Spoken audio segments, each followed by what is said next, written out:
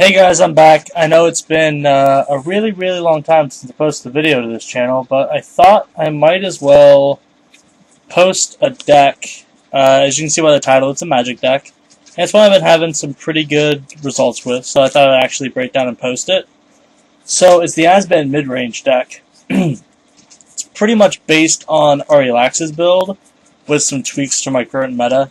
But I've won a couple FNMs with it. I won the game day with it. This is the Cons game day mat. It's kind of zoomed in because my camera still sucks. But yeah, I'll just go into the deck. It's pretty basic. It's 4 Sylvan Caryatids. Mana Accelerant, Blocker. It's the overall good card.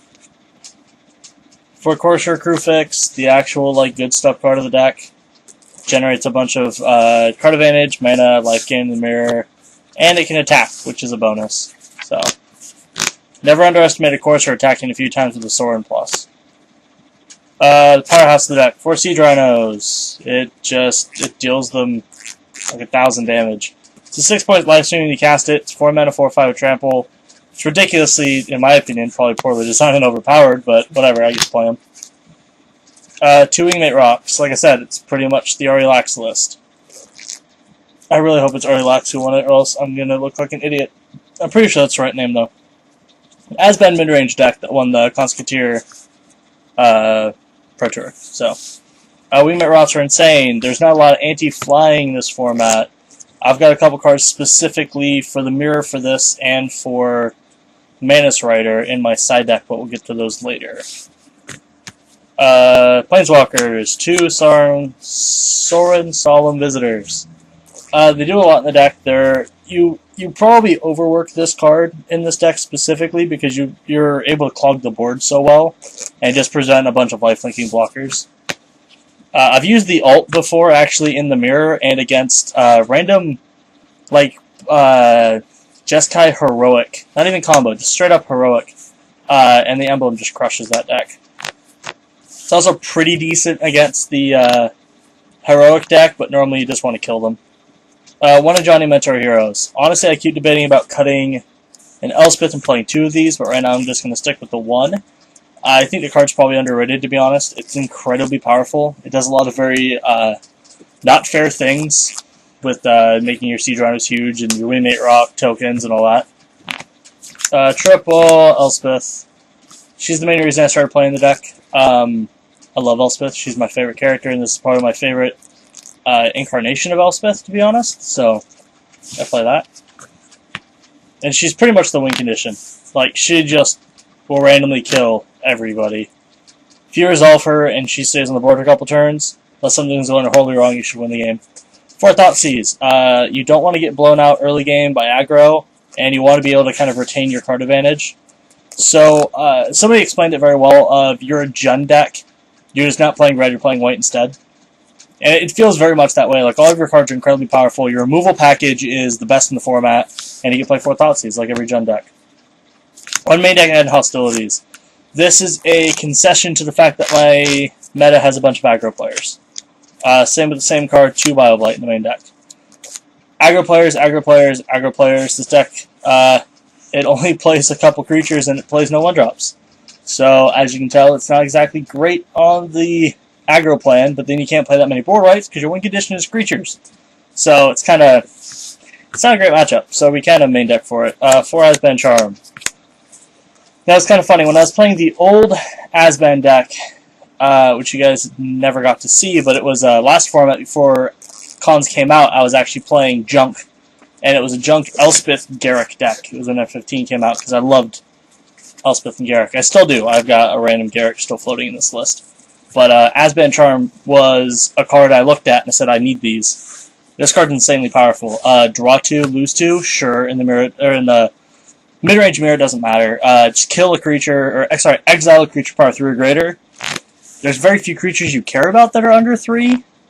It hits everything relevant. It's really good. Being able to put counters on your guy, being able to block a Rabble Master and then put counters on your Sylvan Caryatid, killing the Rabble Master is insane. People really underrate it. So every mode on this card is insanely good. And it's surprisingly castable in this deck because the mana is superb. Thank you, Ari, because I stole it. 3 Heroes Downfall. Standard, we play as a Jund deck, so Jund-ish deck, so you play a lot of removal. Heroes Downfall is the best removal spell in the format. We play those. Speaking of best removal spells in the format, 2 copies of Utter End. I really need to get another top 8 promo, but I only went to 1 game day. Yeah, this card's really good. It beats Whip, which randomly can be a problem. Yeah, like the Whip Reanimator decks and the Whip Azban decks, they can be a really big problem for this deck, so this being able to hit Whip and random other cards like that is really important. Now we're on to lands. Pretty basic, 4 Citadel, 1 Mana Confluence, just fixes your awkward mana draws. We only play the 1 because we don't want to ever play 2 and shock ourselves every turn, so 1 Temple of Silence, 4 Temple of Maladies. Like I said, it's CR lacks mana. I think I changed basic, maybe? I don't even think so. I think this is his exact list. 2 Caves, 2 Wastes, sorry. I used to play 3 on my old list. And I stole his mana base. So 2 Caves of Colas, 2 Mana Wastes, 4 Windswept Heaths. I keep putting down 1 too many cards. 4 Windswept Heaths.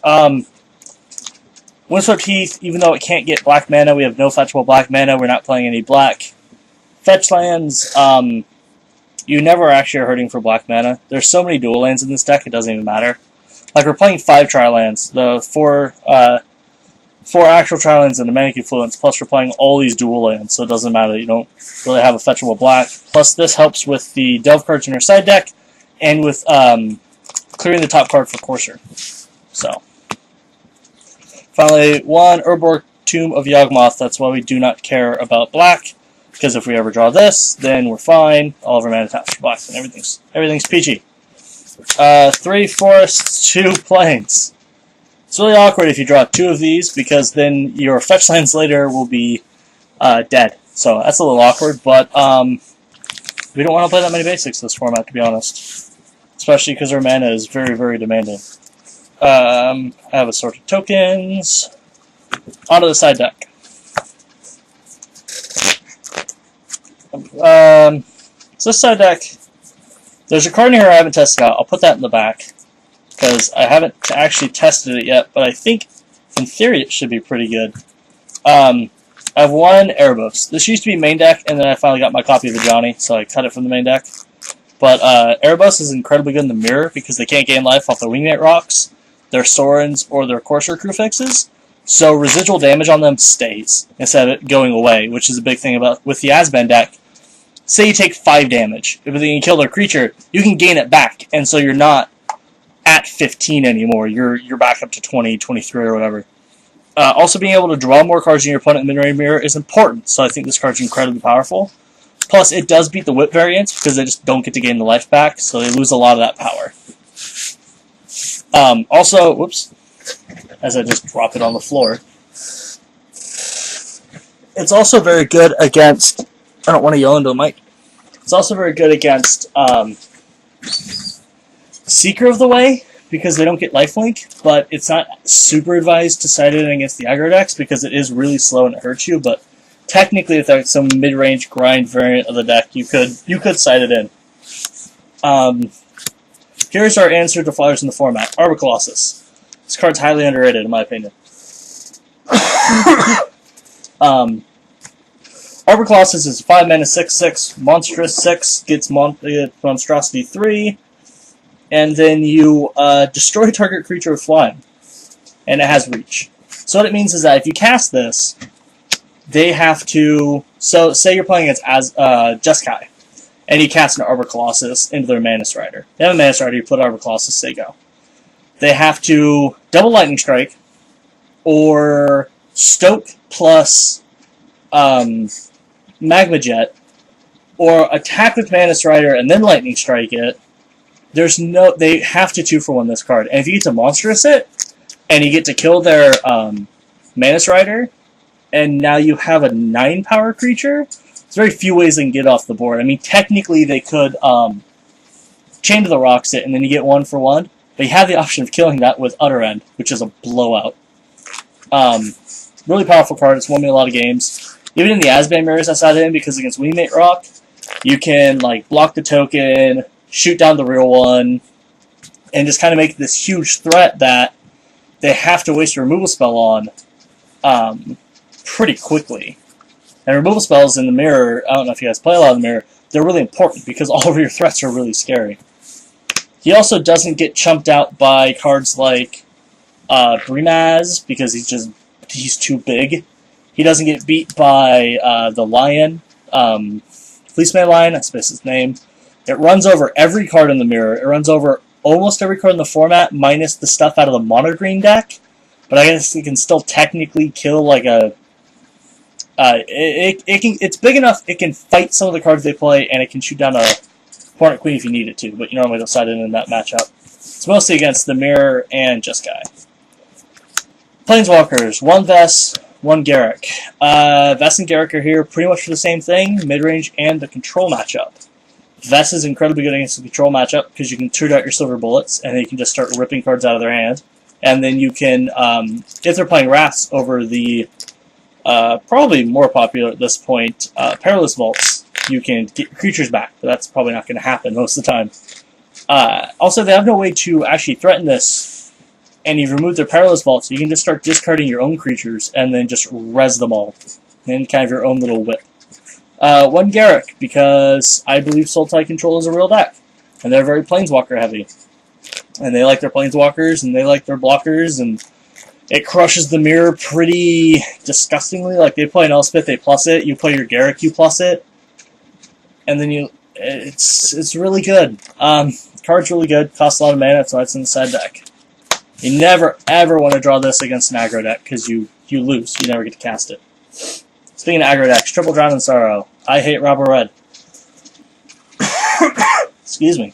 I believe, I'm not going to say all of my tournament losses, like big tournament losses, but a good amount of my tournament losses in my career of playing this game have come to mono red decks.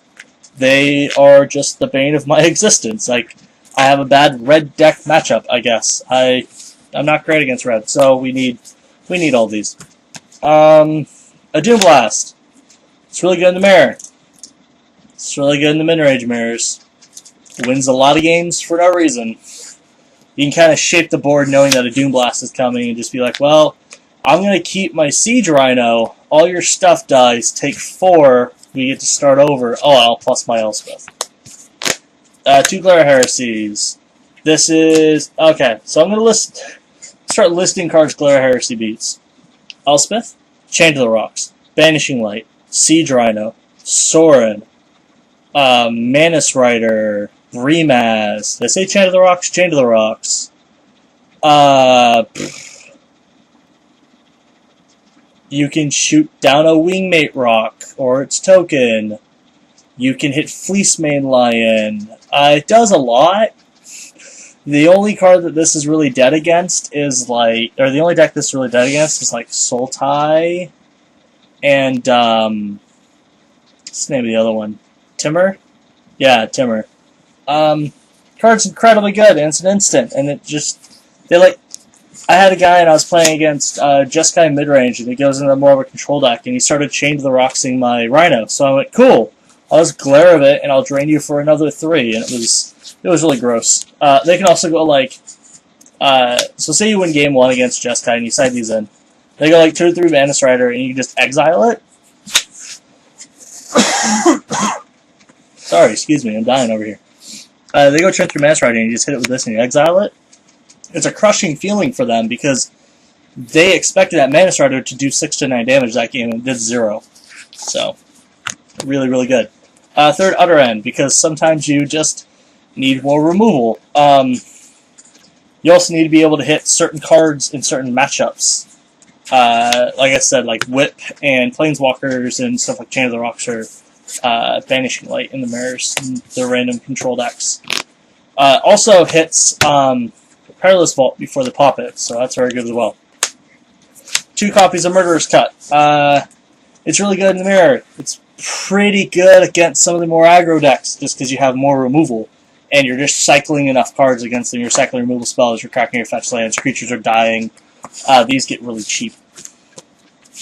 Last card. I've tried it a little bit here and there, but finally decided to just pop down, put in a deck list video, which means I had to play it for at least a couple weeks because I don't want to have to make an update. And I kind of want to keep this a little bit current.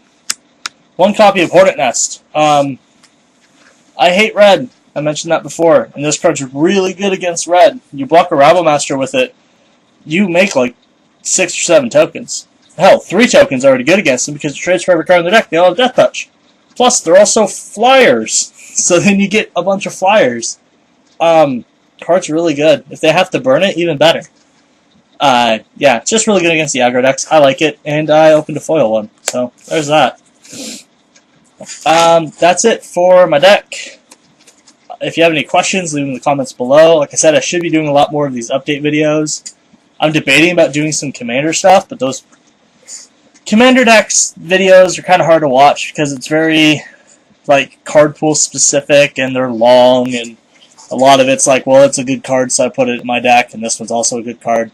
But, I might do some more Yu-Gi-Oh! Videos. Yu-Gi-Oh's been kind of weird to me recently, but I might do that. Some modern videos. I've almost got a modern deck I'm happy with, so I'm going to stop rambling. I'm going to end the video. We're almost at 20 minutes, so thanks for watching. Comment, rate, subscribe, complain that I forgot to say a card with an accent, whatever you want, in the comments below, and I'll see you guys later.